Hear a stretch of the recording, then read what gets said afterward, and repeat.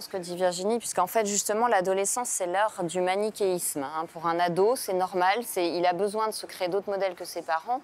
Donc, qu'est-ce qu'il va faire? Il va dire, il y a le bien, il y a le mal, il va être très, très radical. C'est vraiment binaire dans sa tête. Et c'est un passage nécessaire pour se décoller de ses parents et passer à l'âge adulte. Le problème, c'est qu'on est dans un système qui est très pervers parce qu'il maintient, y compris les adultes, dans le manichéisme. Tout le storytelling du Covid, c'est très manichéen.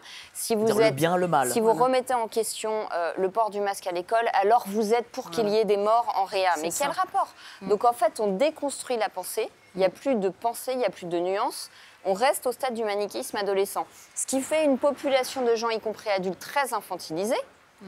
Et quand vous êtes très infantilisé, eh ben, finalement, vous êtes très facilement c'est-à-dire qu'on utilise la culpabilisation résigné. Voilà. Donc elle a un travail de mère à faire en fait, pour que sa fille construise sa pensée avec des arguments. Tu n'es pas obligé de penser comme moi, mais je veux que tu saches pourquoi tu penses ce que tu penses. Ouais.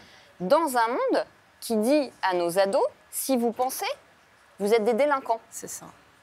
Quasiment ça. C'est-à-dire, si vous n'êtes pas d'accord, vous êtes des complotistes, des réactionnaires, des ceci, de cela. Non, je remets en cause une mesure parce que je vois qu'elle a elle fait plus de dégâts qu'elle n'a de bénéfices. Non, si tu penses, tu fais des morts.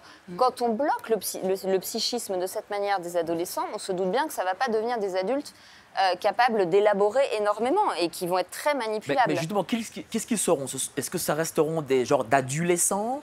Est-ce que ce seront des adultes qui, en fait, verront la parole de l'État comme étant parole d'évangile? Une religion. Alors, le problème, c'est que la société d'adolescents, on en est à la 3e génération. Finalement, depuis les boomers, on est un peu des ados attardés. C'est-à-dire, on veut notre série, notre trottinette, notre kiff.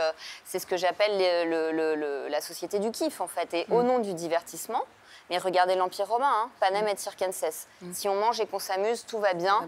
La civilisation s'écroule, c'est pas grave.